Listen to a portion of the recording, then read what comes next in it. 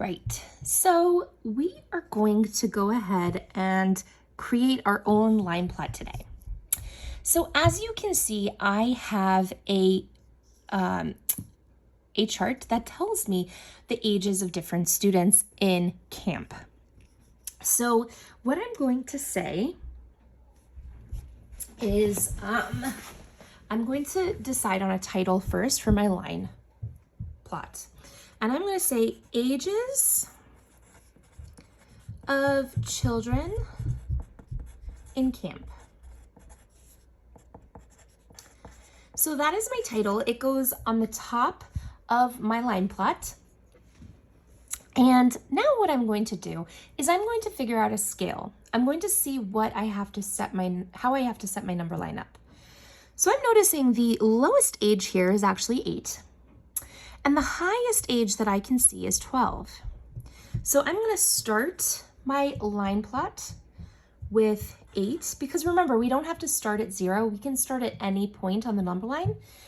We just have to make sure every number in between the two endpoints is there, because a line plot has, it doesn't skip numbers. It's the way numbers flow on a number line. So below this endpoint, there is 7, 6, 5, 4, 3, 2, 1, 0, and all the negative numbers. But I'm not going to include them because I don't need to show that data on this line plot. Okay, so here we go. I have 8, 9, 10, 11, and as I said, the last one is 12. So that's my scale set up. It goes up by 1 each time, perfectly. So now I'm going to put a label at the bottom so that people that are looking at my line plot know exactly what these numbers represent. And these numbers actually represent the ages of the children. So I'm going to write ages as my label.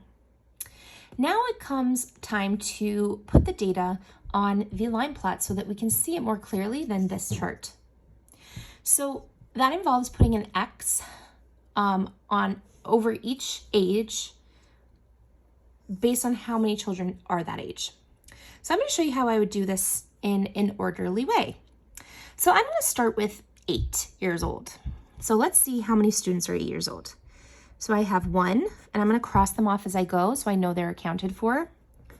1, and I put an X there. I'm going to look for some more 8s. 2, put another X. The X goes right on top of the original one. That's how a line plot works.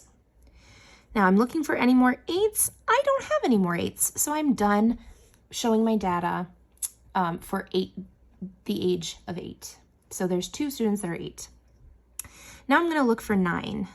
So I have, let's see, I only have one child in camp that is 9 years old. So I'd put 1 X above 9.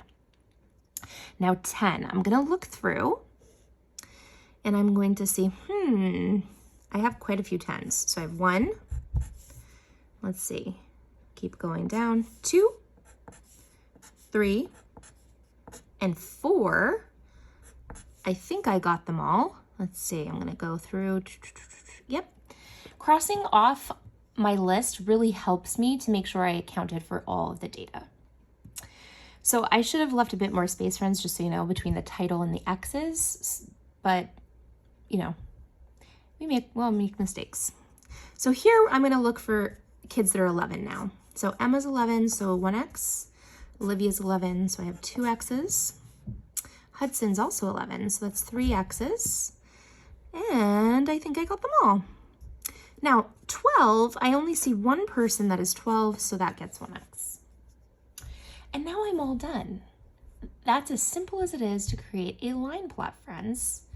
You start by drawing your number line, writing your title on top, setting your scale, making sure that all of the numbers that are in your data are reflected on your number line, not skipping numbers in between. As you can see, it goes up by 1 each time. Putting a label to represent what those numbers mean, and then filling in our X's based on the data. I hope you found this helpful. Make sure to rewatch or come to office hours if you need support with this, friends. Have a lovely day.